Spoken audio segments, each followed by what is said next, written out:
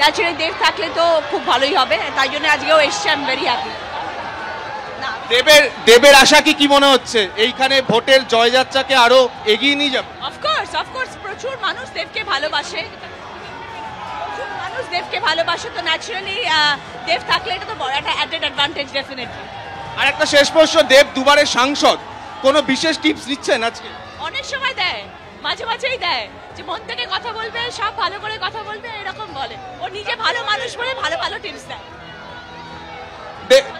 ভালো ভালো সবসময় টিপস দেয়। ও সবসময় very positive, that is what I love about him, যে ও ভীষণ পজিটিভ একজন মানুষ, ও চিন্তাধারা পজিটিভ, তাই জন্য সব পজিটিভ কথা বলে আমাকে।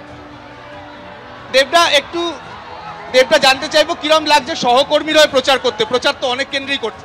আমার মনে হয় যে এই উল্লাস এটা দেখার পর যদি না বোঝা যায় যে এইবারে রায়টা কোন দিকে যাচ্ছে, আমার মনে হয় কি সেটা তাহলে অন্ধরাই দেখতে পাবে না। আমার সত্যি কথা বলতে গেলে এই উল্লাস, এই ভালোবাসা এখানকার সংগঠনের প্রতি, এখানকার নেতাকর্মীদের প্রতি এবং আমাদের যিনি প্রার্থী আছেন তার প্রতি এবং আমাদের দলের প্রতি, সেটা পরিষ্কার বোঝা যাচ্ছে। যতদূর চোখ যাচ্ছে ততদূর মানুষের ঢল, ততদূর মানুষ বই করে দলের প্রতি এবং রচনাদির প্রতি তাদের উচ্ছ্বাস জানাচ্ছে এবং ভালোবাসা জানাচ্ছে।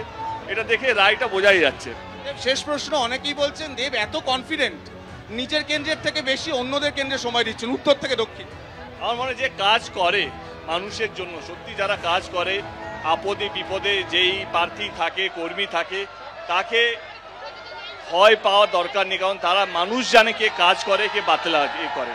তো আমার মনে হয় কি আমার ঘাটাল লোকসভা কেন্দ্রের মানুষ জানে, যেহেতু আমি দলের মধ্যে আছি এবং দল জিতো এটা আমি চাই। এবং যেরকম একটা বুথ লেভেলে কর্মী যারা দিওয়াল লেগে, সেখান থেকে আরম্ভ করে যারা বড় বড় নেতা মুখ্যমন্ত্রী আরম্ভ করে সবাই চায় দল যেন জিতুক, এবং আমার যাওয়াতে যদি কোথাও কিছু দলের লাভ হয় তো ওয়াই নট। দেব এবং রচনা দুজনেই তারকা প্রার্থী, একজন দুবারের সাংসদ, একজন প্রথমবারের প্রার্থী, এবং তাদের ঘিরে পান্ডুয়ায় প্রচুর মানুষের ভিড়। এবার এটাই দেখার ভোটের ফল যখন বেরোবে তখন কি প্রভাব পড়বে এই কেন্দ্রে। সরাসরি তিনটি ছবি আপনাদের দেখাচ্ছি। একদিকে পান্ডুয়ায় রচনা বন্দ্যোপাধ্যায়ের সমর্থনে রোড শো করছেন অভিনেতা এবং ঘাটালের তৃণমূল প্রার্থী দেব। হুগলিতে তৃণমূলের হয়ে এবারে টিকিট লড়ছেন রচনা বন্দ্যোপাধ্যায়, তার সমর্থনে দেব এই মুহূর্তে রোড শো করছেন। এর পাশাপাশি অধীর চৌধুরী এবং মোহাম্মদ সেলিম তারা ডোমকলে সভা করছেন। একই সঙ্গে বিজেপির তরফেও আজ বিভিন্ন জায়গায় প্রচার চলছে। মিঠুন চক্রবর্তী তিনি অসীম সরকারের সমর্থনে সভা করেছেন। এই মুহূর্তে আপনারা পান্ডুয়া থেকে সরাসরি ছবি দেখছেন।